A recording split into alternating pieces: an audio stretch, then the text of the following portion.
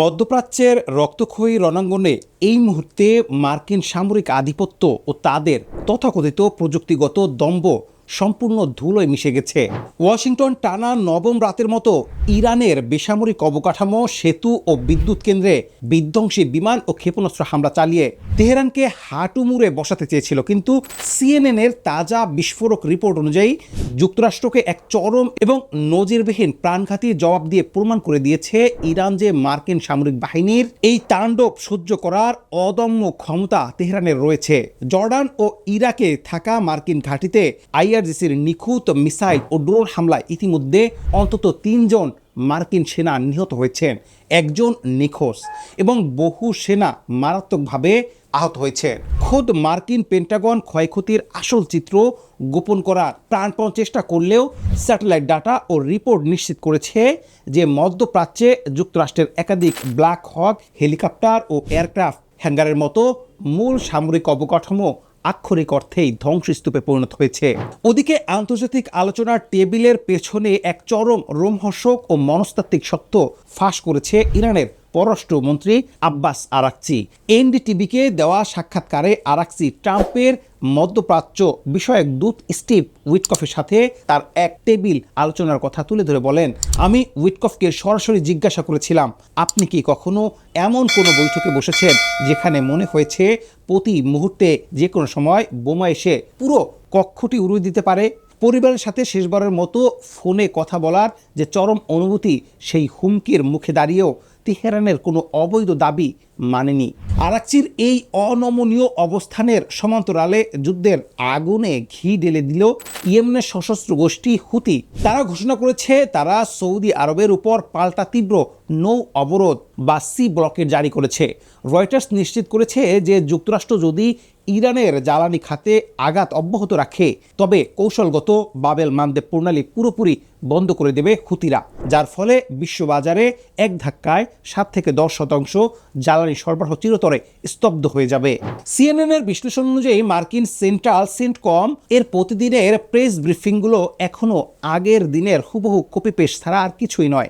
America ভেবেছিল 9 দিন ধরে বোমা বর্ষণ করে তারা ইরানের ক্ষেপণাস্ত্র ও ড্রোন সক্ষমতা ধ্বংস করে দিবে, কিন্তু বাস্তব চিত্র বলছে ভূগর্ভস্থ মিসাইল সিটিতে ইরানের কাছে এখনো অন্তত 1000টি কৌশলগত ক্ষেপণাস্ত্র এবং হাজার হাজার আধুনিক ড্রোন অক্ষত অবস্থায় মজুত রয়েছে। খোদ মার্কিন vice president J D Vance the Joe Rogan experience পডকাস্টে এই চরম ব্যর্থতা স্বীকার করে বলেছেন, আপনি তাদের উপর বোমা ফেলতে পারেন, রাডার ধ্বংস করতে পারেন, কিন্তু প্রণালীতে যাতায়াতকারী বাণিজ্যিক জাহাজে আঘাত করা বা মার্কিন সেনাকে বিপদে ফেলা ইরানের জন্য অত্যন্ত সহজ। 3 মার্কিন সেনার মৃত্যু এবং কুয়েত বাহরাইনের মার্কিন ঘাঁটি গুড়িয়ে যাওয়া ট্রাম্পের সামরিক স্ট্র্যাটেজিক সম্পূর্ণ দেউলিয়া এবং দিশেহারা প্রমাণ করেছে। যুক্তরাষ্ট্র ভেবেছিল একের পর এক অর্থনৈতিক হুমকি, বন্দর অবরোধ ও বিমান হামলার ভয় দেখিয়ে তেহরানকে আলোচনার টেবিলে নতি স্বীকার করতে বাধ্য করবে, কিন্তু আব্বাস আরাকচি জাতিসংঘের আন্তর্জাতিক নিয়ম তুলে ধরে পরিষ্কার জানিয়ে দিয়েছেন, ইউরেনিয়াম সমৃদ্ধকরণ শূন্য মাত্রায় নামিয়ে আনার অবৈধ দাবি ইরান কখনোই মানবে না। আরাকচি মেহর নিউজকে দেওয়া সাক্ষাৎকারে স্পষ্ট করে বলেছেন, আমেরিকা ও ইসরায়েল ভেবেছিল হুমকি ও ঘুষ দিয়ে আমাদের প্রভাবিত করবে, কিন্তু যখন দেখল আলোচনার টেবিলে তেহরানের অবস্থান অনড়, তখন তারা কাপুরুষোচিত যুদ্ধ শুরু করে। 12 দিনে বিগত লড়াইয়ে ট্রাম্প ইসরায়েল অক্ষ কিভাবে পরাজিত হয়েছিল তা মনে করে দিয়ে আরাকচি প্রমাণ করেছেন যে ওয়াশিংটন মিসাইল বা বোমার ভয় ইরানকে 1 ইঞ্চিও ব্যাকফুটে ঠেলতে পারবে না, এবং বরং এটি তাদের প্রতিপক্ষকে আরও ধারালো করে যুদ্ধে ফিরিয়ে আনবে। বিশ্ব রাজনীতির এই জটিল দাবার ছকে ইরান ও তাদের মিত্রপক্ষ এখন বাবেল মানদেব এবং হরমুজ প্রণালীকে ওয়াশিংটনের জোরপূর্বক কূটনীতি বা কোর্সিভ ডিপ্লোমেসির বিরুদ্ধেই পাল্টা কৌশলগত চাবুক হিসেবে ব্যবহার করছে। ইয়েমেনের হুতি বাহিনী চোখের বদলে চোখ নীতিতে সৌদি আরবের উপর যে তাৎক্ষণিক সমুদ্র অবরোধ জারি করেছে তা লোহিত সাগর ও পারস্য উপসাগরের পুরো এনার্জি সাপ্লাই চেইনকে অচল করে দিয়েছে। এই যৌথ ব্লকেডের ফলে আন্তর্জাতিক বাজারে তেলের দাম আবারও হু হু করে বাড়তে শুরু করেছে। আমেরিকা মধ্যপ্রাচ্যের আরব দেশগুলোর উপর ভর করে যে যুদ্ধের ছক কষেছিল, হুতিদের এই নৌ অবরোধের চেইন অ্যাকশনে সেই আরব শক্তিগুলো এখন মার্কিনীদের ঘাঁটিতে রসদ জোগাতে ভয় পাচ্ছে, যা পুরো অঞ্চলের ভৌগোলিক অর্থনীতিকে আমেরিকার নিয়ন্ত্রণের বাইরে নিয়ে গিয়েছে। টানা 9 রাত ধরে ইরানে বিমান হামলা চালিয়ে সামরিক লক্ষ্য অর্জনে ব্যর্থ হওয়া এবং উল্টো নিজেদের সেনার লাশ ও $100 কোটি ব্ল্যাক হক হেলিকপ্টার হারানো ডোনাল্ড ট্রাম্পের এক চরম মনস্তাত্ত্বিক ভুল ও স্ট্র্যাটেজিক দেউলিয়ার দশা।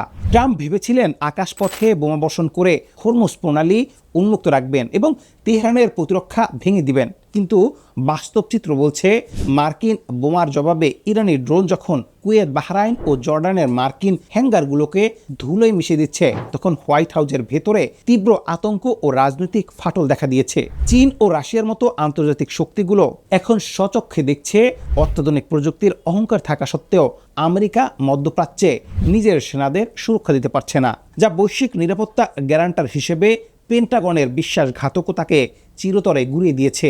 পরিশেষে একটি কথাই বলবো, ইতিহাস সাক্ষী কোনো সাম্রাজ্যই চিরস্থায়ী নয় এবং পরাশক্তিদের তৈরি করা এই জবরদস্তিমূলক কূটনীতি বা কোর্সিভ ডিপ্লোমেসির আড়ালে মূলত নিজেদের বৈশ্বিক দাদাগিরি টিকে রাখার এক নোংরা খেলা চলছে।